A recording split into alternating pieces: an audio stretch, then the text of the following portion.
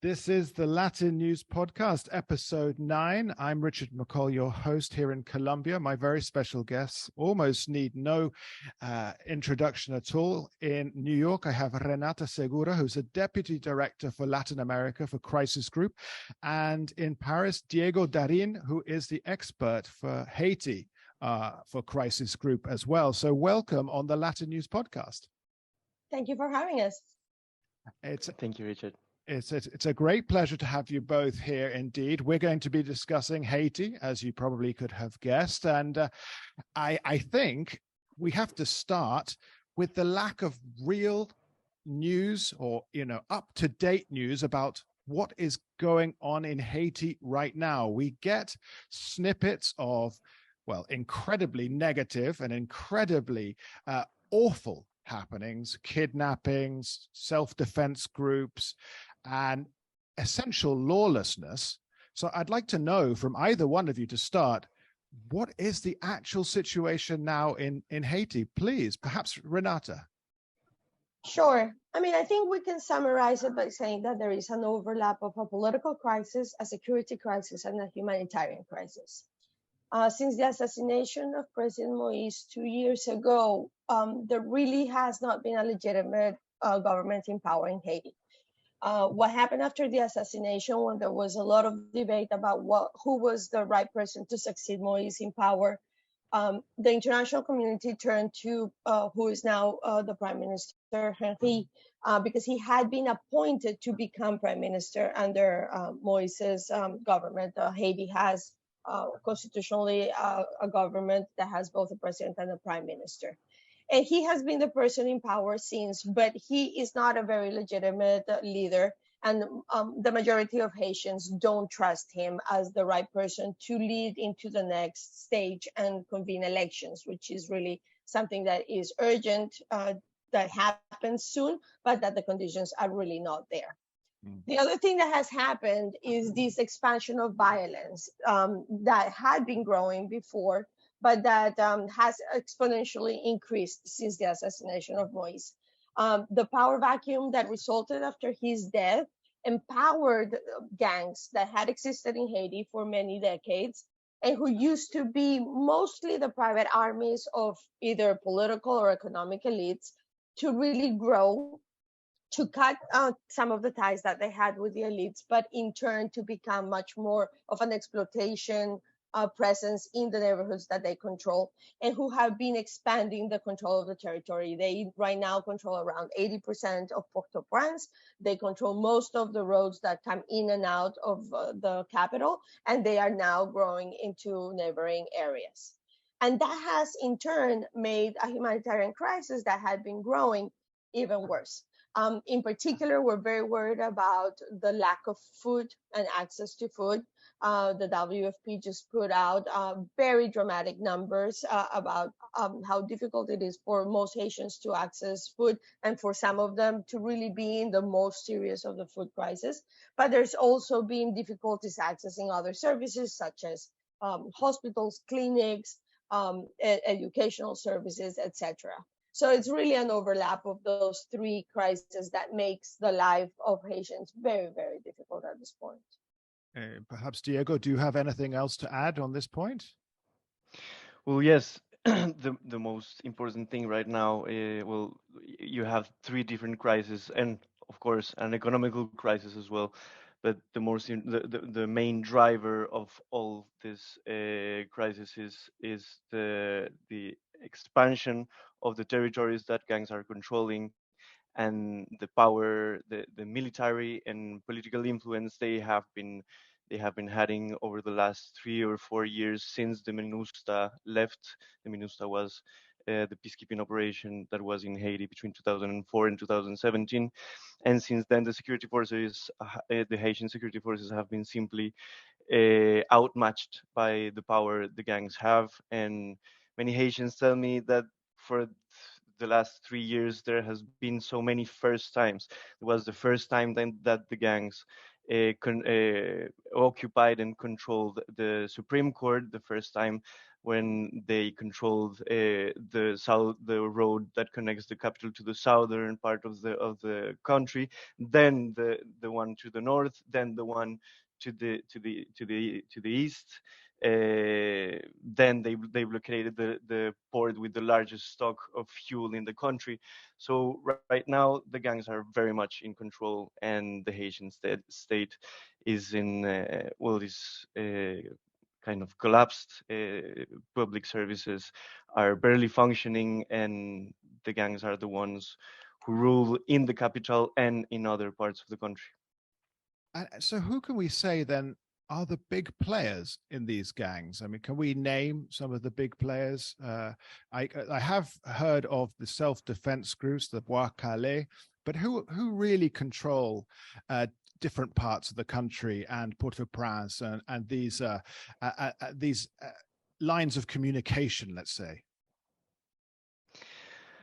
Well, we can trace back the history of the gangs to the early 2000s, but the gangs have been expanding their power and the territories they control over the last 3 years. And one very important feature in how they are functioning lately is that they have been making alliances between them. So you have in the capital two very important and powerful alliances, the G9 and the GPEP, which are fighting for military supremacy in the capital and its surroundings.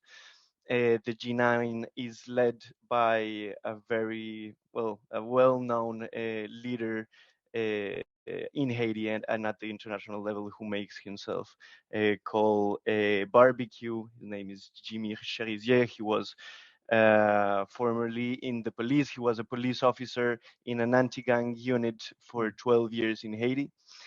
And as he is one of the older gang leaders, the gangs are led by very young people from 20 to 30 years, and very much by men who have been living in gangs in areas affected by gang violence since they were born. Renata, these gangs taking control of these areas, might sound like a very superficial question, but what do they stand to gain from these kind of military situations? Well, their life for a young man, particularly in Haiti, is very difficult. There are very few job opportunities. Even though Haitians are very proud of sending their kids to school, and they make incredible efforts to give their children some access to education, really the paths to build a life that is within the legal boundaries it's really, really minimal.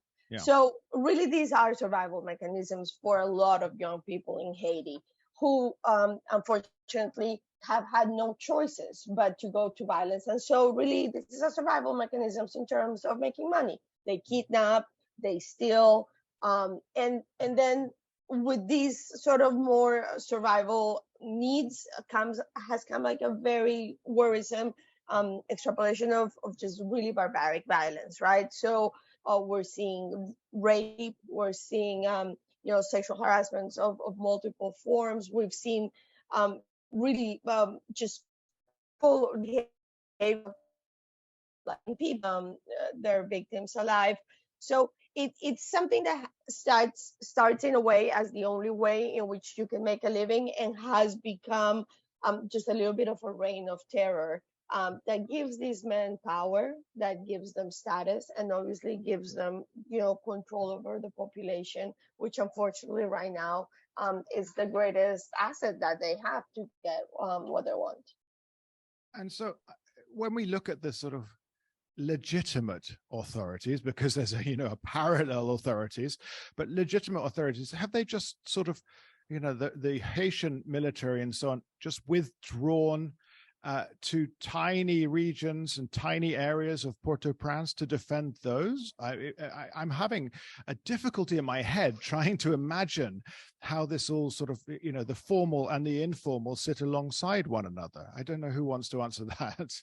Maybe I can start and then Diego jumps in. I think there's several things that are important for the audience to know because it's very particular in Haiti. First of all, there were until very recently no armed forces. The armed forces had just been revived by the president last year, I think, if I'm not wrong. Okay. And they had been eliminated many years ago because they were seen as a source of violence within the country that was not really adhering to the rule of law. So really the weight of fighting these gangs relies on the national police of the HMP because of their acronym in French. The HMP, unfortunately, is completely outnumbered and outgunned by the gangs. And there is really high levels of corruption and collusion. I mean, you can understand why, right? Like these policemen make $200.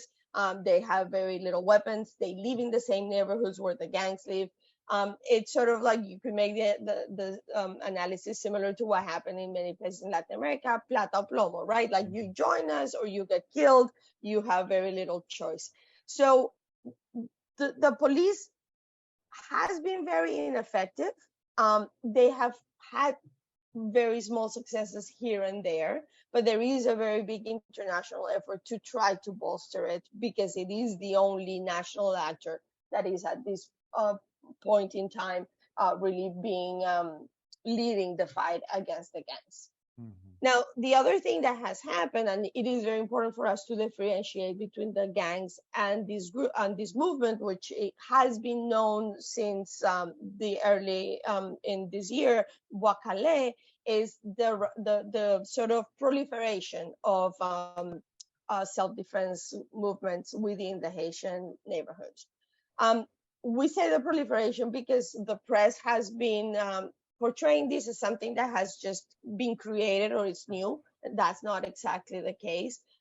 Haitians have had, because of this history of a very weak state historically, there is a tradition of getting organized and react to either security crisis, but also natural disasters, which is something that unfortunately Haiti has also faced so much. So with this expansion of the gangs that have occurred in the last 2 years, Haitians in several parts of particularly Port-au-Prince, but other regions too, have organized themselves to, fight the gangs. And so the connections between the Bacale and the police itself, it's a topic that is difficult to really ascertain with clarity because it's confusing, and obviously the research on this is not very easy to do. We know that there are policemen that live in the neighborhoods where the Bacale movements are rising, that cooperate with them, that on occasion, for example, might lend them their weapons, but there's not necessarily kind of a state self-defense group alliance like, for example, there was in Colombia in the 90s. Like we don't see that sort of institutional cooperation, but more of an informal cooperation. But obviously, among certain sectors of Haitians, there's been a welcoming of these self-defense groups because they are stopping. They did, at least momentarily, have an impact in reducing the levels of assassinations, of kidnappings. And so we see this rise of like an informal sort of mechanism of defense, which is understandable, but it's really not desirable. First of all, because obviously, even if the state in Haiti is very much non-existent, the ideal would be to have a rule of law, having people take justice in their own hands leads very frequently to mistakes, to excesses. I think these people caught the international attention because they killed and burned, 17 suspected gang members. Nobody's doing proper investigation behind them. Rumors can lead to assassinations. People can use this for personal revenge. So it's troublesome, but we also sort of understand what is happening behind them. As we say, so there's absolutely no rule of law, no order, and just quite phenomenal levels of violence, as you say, and it seems to me, this violence, as you say, this is an absolutely awful massacre of 17 people burnt in the street, and so it's got that feeling is to warn off others We are these people. This is what we do. Don't do it because this is what will happen. But and as you mentioned, Renata, you mentioned that Haiti, of course, has suffered. It just seems to suffer so much from natural disasters, one after another, earthquakes and so on, and then the people don't get a break. So where do we see this going? Diego, I mean, as the expert on Haiti, where do we see Haiti going from here?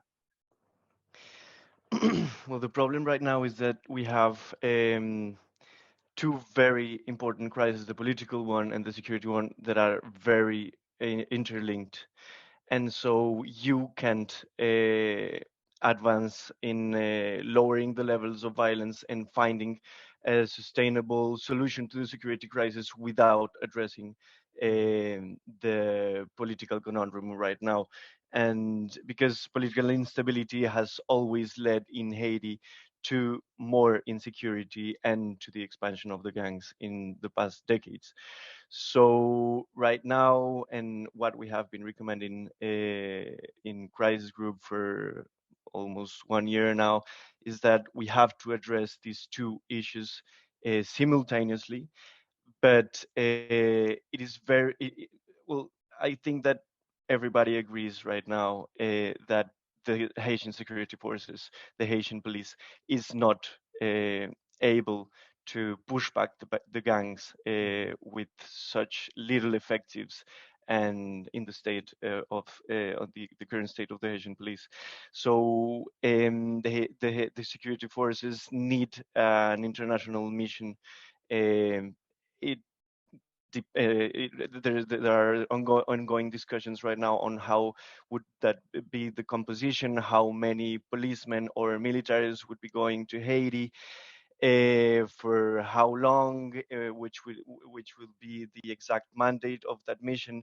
But something sure is that without an international mission, the security crisis will only deepen, and this is very hard to imagine. How can every day I try to imagine how worse can it be tomorrow, and well, every day we have proof that it can worsen. So we need a security. Haiti needs a security mission very soon, but sending a security mission could worsen the political crisis if there is not a political agreement between the actual the acting Prime Minister Henry and the forces of the opposition, who are asking him to let them structure a transitional government with enough checks and balances for not having just one person who is in charge of all the decisions made by the state, which is what has been going on for 2 years now. So the official line from crisis group is yes to an international intervention. Well, intervention is a very strong word that we try to really not use. What we think it is important that the Haitian police receives the support that it needs to be able to fight the gangs, and that is not going to happen just with sending them money and weapons. It is unfortunately necessary to have soldiers on the ground that come and help. I mean, we are very cognizant about the really difficult path that has had intervention, both in terms of UN forces such as MINUSTA, which was successful in curtailing violence, but then did other terrible things, as, for example, spreading cholera. I mean, albeit not on purpose, obviously, but we understand the reluctance that there is on the part of Haitians to welcome another peacekeeping operation. And as of now, that is not what is being discussed as a plan A, let's say. And obviously there is a lot of, ambivalent feelings about American troops or other troops from countries that have been playing a role in the colonial past of Haiti, which is far from easy. But there is a growing consensus, I think, within Haiti about the importance of having troops come and help at least bring down the levels of violence to a point in which we can have elections, when there can be a little bit more of a normalcy to have a political transition that is legitimate. I mean, I think what Diego was pointing at is very important.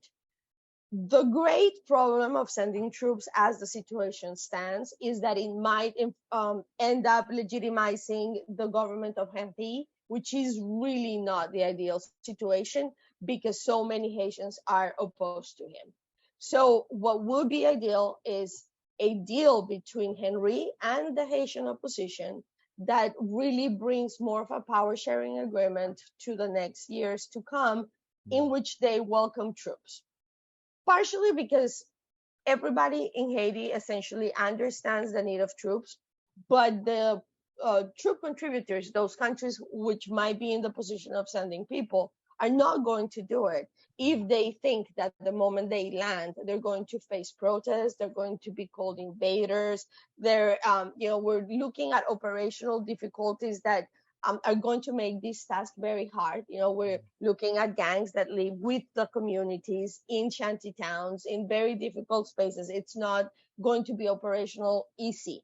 And so the fact that there is likely to be collateral damages, that there might be civilian casualties, these can be really explosive if you don't at least have an enough base of support among the majority of Haitians in the terms in which this mission is welcome.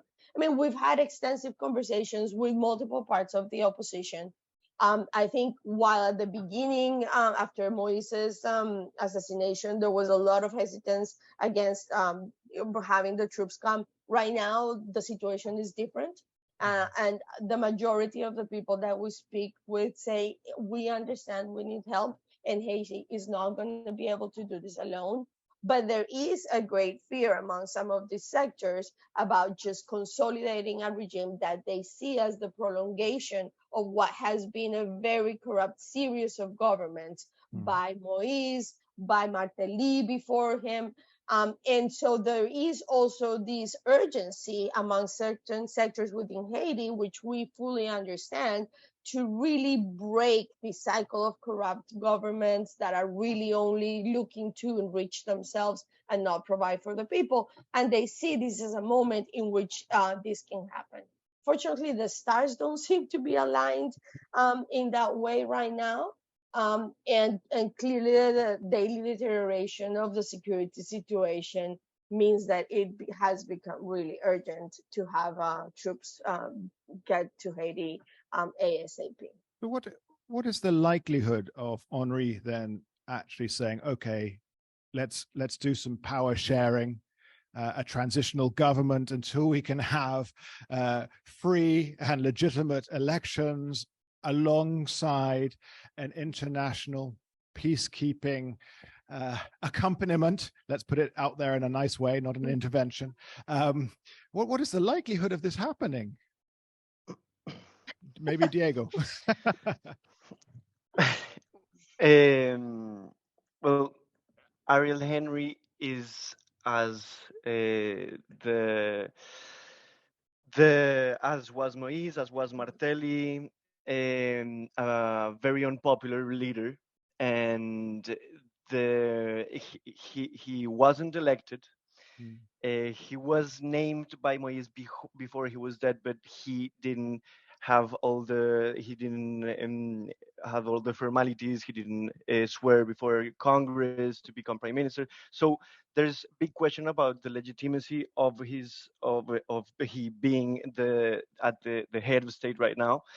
And the thing is that if he's after 2 years of the assassination of President Moïse, if he is still in power, is because he has the backing of the international community.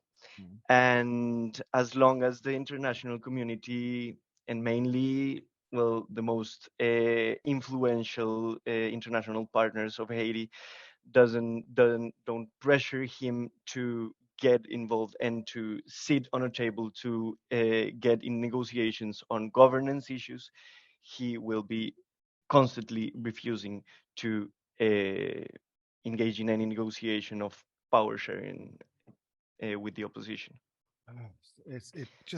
And also, so when we talk about this, the reputation of countries going in to aid Haiti.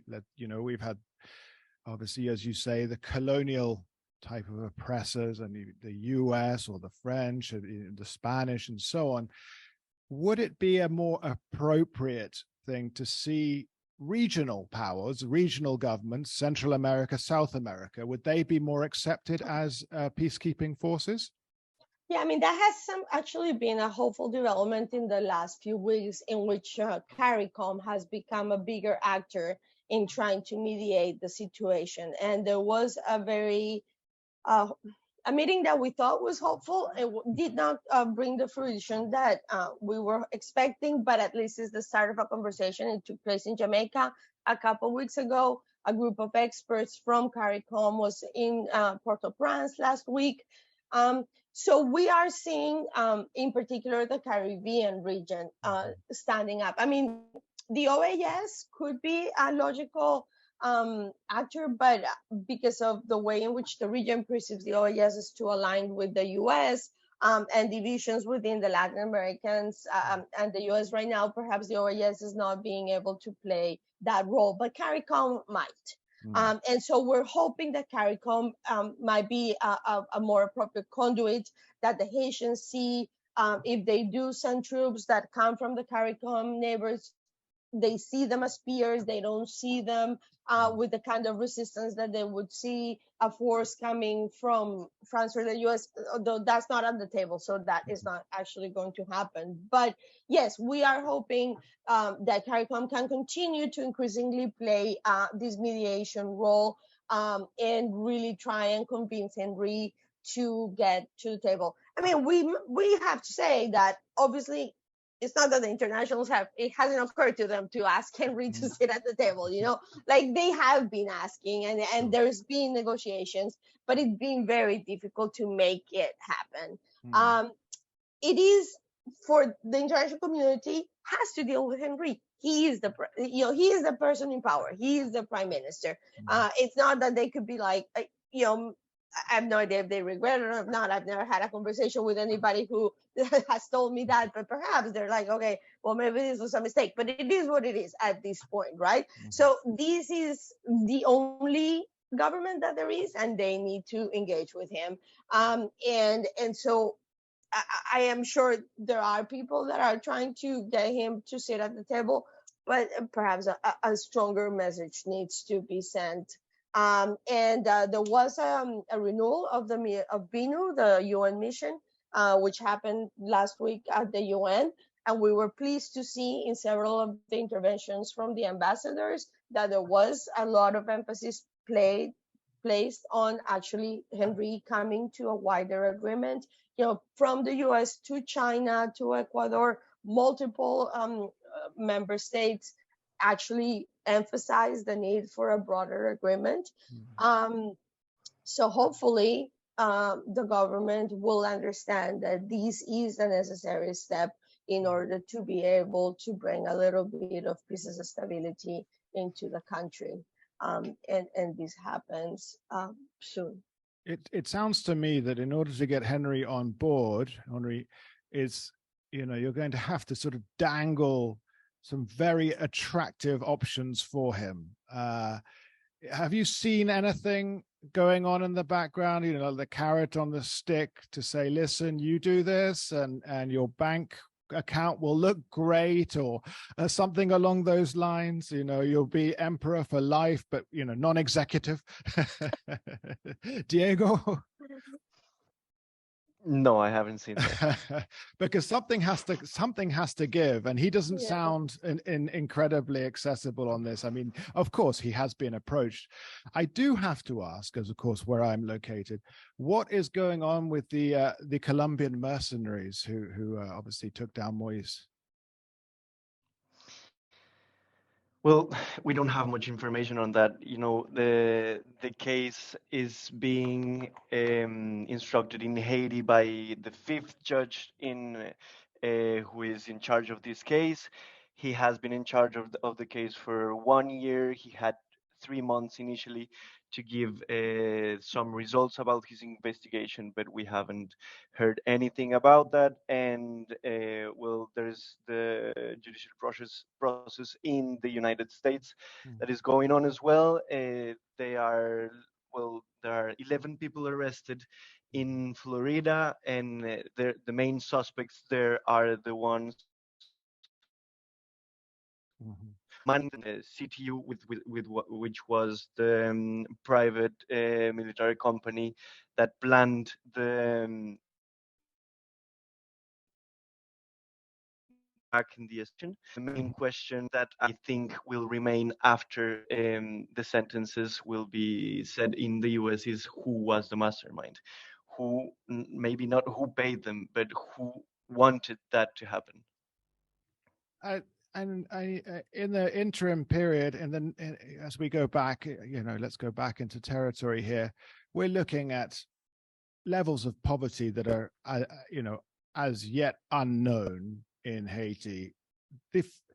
Let's try and see ourselves 2 months from now. We're here in July, so August, September. Where do we see Haiti in 2 months from now? Will there be, could we say that Haitians will have a bit more access to regular human rights, as in running water, schooling, healthcare? Will the gangs step off a little bit, because it ends up that they're killing their own people? This is between families. That's what seems so strikingly depressing and sad. Mm. Well, the thing about Haiti is that you have no certainty whatsoever what will happen in the next hour, the next day, or the next month.